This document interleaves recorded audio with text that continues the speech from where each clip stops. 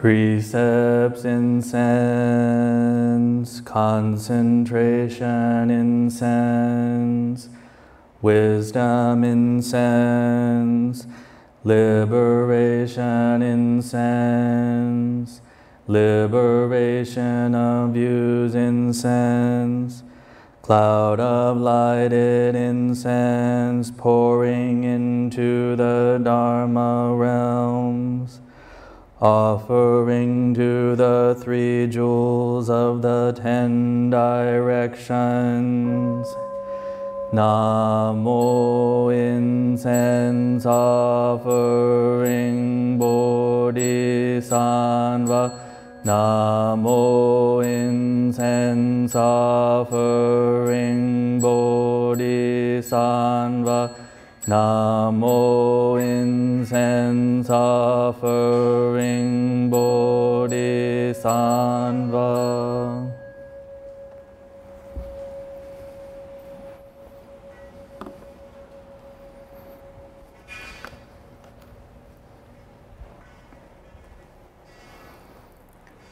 I respectfully bow to all the directions of space, realms past, present, and future, the 10 directions, all Buddhas, honored Dharma, the enlightened Sangha, the eternal 3 gems.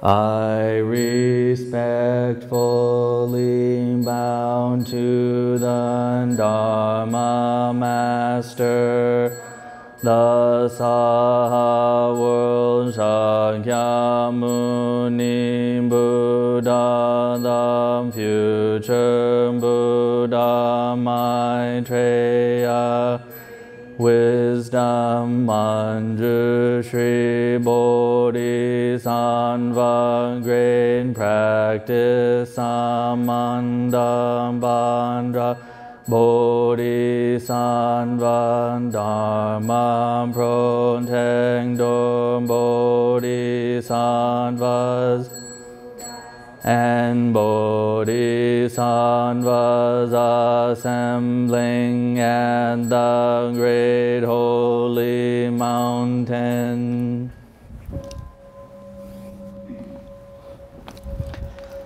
I respectfully bow to great love and great compassion, the Western paradise, Amita Buddha, great compassion, Avalokiteshvara Bodhisattva,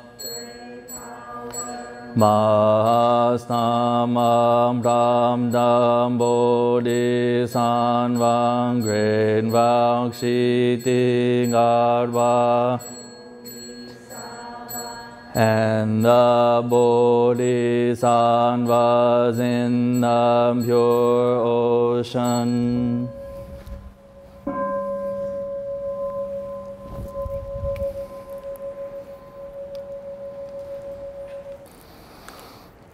I take refuge in the Buddha. I pray all sentient beings will accomplish great way and give rise to the highest bodhicitta.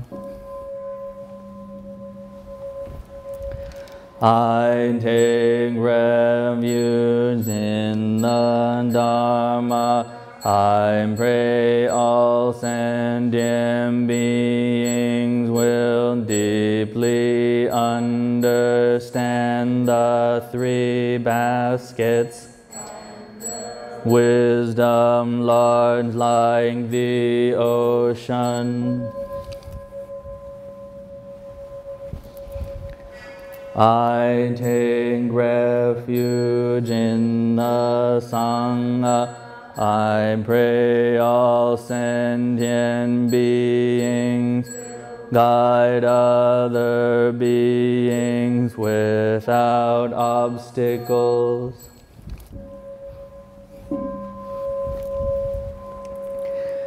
I wish that this merit would all be extended. Every being that we together, all beings, attain the Buddha's way. Okay, thank you for coming. Still a little warm this time of year. No, it's just the time. Don't worry about it. There's nothing that can be done. It's this time. I'm surprised. I've lived here for a few years in California, but I grew up in Illinois, so I'm used to colder weather. So again, in the first class, we talked about meditation. And then last week, I gave a short Dharma talk on the Four Noble Truths. So the Four Noble Truths are the truth of suffering, the origin of suffering, the cessation of suffering, and the path to the cessation of suffering. And the path, the last one, the fourth noble truth, is the Eightfold Path. So this is the basic structure of the method that the Buddha taught on how to overcome our ignorance and thus overcome suffering and become a Buddha. Of course, there are specific methods, different meditation techniques from different traditions, and we've talked about that a little bit in the past. Some traditions use lots of visualization. The Tibetans, they spin prayer wheels. They have prayers inside, and they're spinning prayer wheels. It's like an amplifier for their mantras. Om Mani Padme Hum, Om Mani Padme Hum, Om Mani Padme Hum. And they circumambulate stupas. All these kind of practices. And you see this in different parts of the world as well. So there are these kinds of practices. At this temple, we do a lot of chanting, Namo Ida Phap, Namo Ida Phap, Namo Ida Phap, and sutra chanting as well. So there are different specific methods, but this is the structure for how we go about overcoming ignorance. So today I'll probably just do the first four, and then we'll continue next week. So you'll have to come back for part 2. So this starts with a quote from the Buddha. I'm not sure exactly where it comes from. It's from one of the sutras. But this describes right view. And what is right view? Knowledge with reference to suffering. Knowledge with reference to the origination of suffering. Knowledge with reference to the cessation of suffering. Knowledge with reference to the way of practice leading to the cessation of suffering. This is called right view. So basically, the Buddha is saying right view is knowing the Four Noble Truths and the Eightfold Path. But it's not just knowing them intellectually. We can remember this list. Right view, right thought, right speech, right action, right livelihood, so on and so forth. We can have that memorized. It's not just having knowledge. Right view is accepting the truth of the Four Noble Truths and the Eightfold Path. So it's more than just memorizing something. Then we also talk about right view in terms of karma. Not just knowing about karma, the law of karma, but accepting the truth that our causes lead to results. And also, as I've said in the past, how when we experience some result, how our reaction creates new karma. We're creating new causes that will lead to new results. So this is karma. So accepting this is part of right view. And then we also talk about the 3 or 4 Dharma seals: impermanence, suffering, non-self, and nirvana. Now I say 3 or 4 because it depends on what tradition you're talking about, how they write these out. And even within a particular tradition, one teacher might prefer 3, another might prefer 4. So sometimes you see impermanence, suffering, and non-self. Only those three. Sometimes you'll see impermanence, suffering, and nirvana. And sometimes you see all four. So impermanence we talked a little bit about last time. So this is, things are made up of parts, and they come together because of various causes and conditions. So eventually they're going to come apart. When the causes and conditions change, things come apart. So this is impermanence. Nothing lasts, basically. Nothing that is made up of parts, nothing that has a beginning will last forever. All meeting ends in parting, all birth ends in death, and so on. So this is impermanence. Suffering we also talked about last time.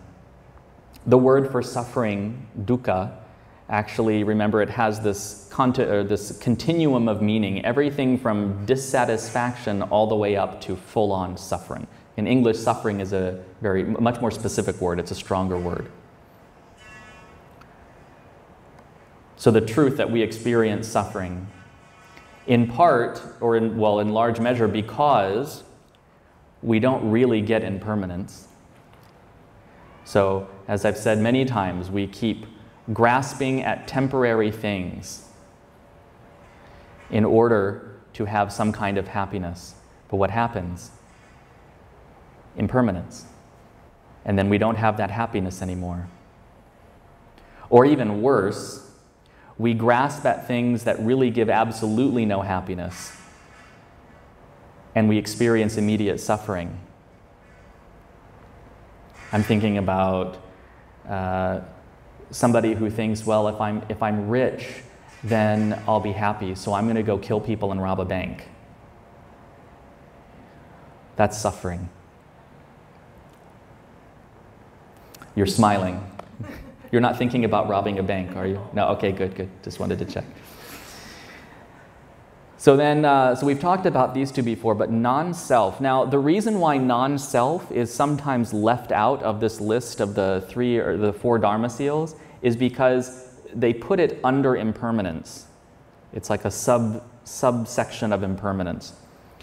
But sometimes it's pulled out separately. And so here we're talking, in a sense, about the impermanence of the self. So conventionally, there is a real self. My name is Hui Hai. You're Nyap Bao Kwak, right? So conventionally, we have a self. I'm a separate being from you. I live a separate life, and so on.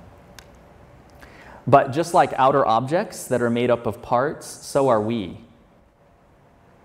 We are made up of parts that will eventually come apart. But there is something that actually passes from this life to the next. And we say that it is mind, but it's not like this ball of light. Christians talk about a soul. I don't really like this term soul in the context of Buddhism because it has this, for me it feels like Hui Hai jumps, this little ball of light or whatever that is, Hui Hai jumps from body to body, and that's not what's happening.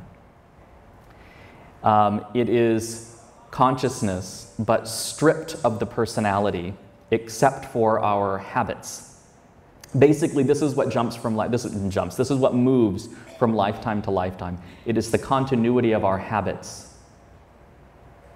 Some people have a much stronger tendency towards anger. This moves from lifetime to lifetime, and that anger, that habitual anger, shapes their next life. Other people have a much stronger tendency towards compassion and selflessness. This tendency moves with them to the next life and helps shape that next life. So there is something that moves on, but it's not this fixed and solid being on which we can stick a label, like a name. Even in our own lifetimes, I went from being an infant to a toddler to a baby to a little boy and then a teenager, and now I'm an adult. So even in this lifetime, there's some continuity, but obviously I am not the exact same person as the baby who was one day old, right? So just think of this stretched out on a larger scale. There is some continuity, but there is change. So we aren't these fixed, unchanging beings.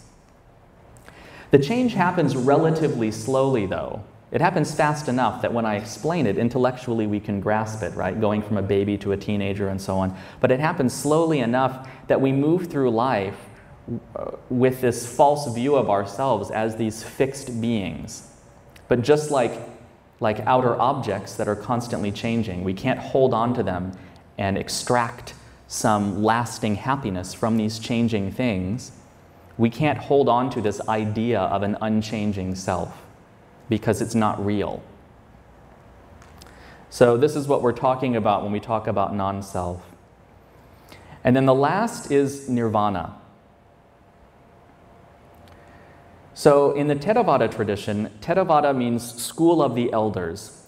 So this is the Buddhism of Sri Lanka, Burma or Myanmar, Thailand, Laos, Cambodia, and a little bit in Vietnam. In the Theravada tradition, nirvana, or nibbana, they say, is you overcome ignorance to the extent that you are no longer forced to cycle through the system of birth, old age, sickness, death, and rebirth. So you simply move out of this cycle of birth, old age, sickness, death, and rebirth. And then you're in this state of peace, okay? But in the Mahayana tradition, the great vehicle, and that's basically all other Buddhism, including, this temple, right? We're a Mahayana temple. Nirvana is that, and it's also perfect Buddhahood. So if we achieve nirvana in a Mahayana sense, we're out of this cycle of birth, old age, sickness, death, and rebirth. The mind is therefore without ignorance, without attachment, without aversion. We're in perfect peace, a state of perfect peace and equanimity. And there's no more karma to arise. I think I've mentioned before that it's karma that pulls us into each of our lives. The force of our karma pulls us into each of our lives. But there's no more karma to arise.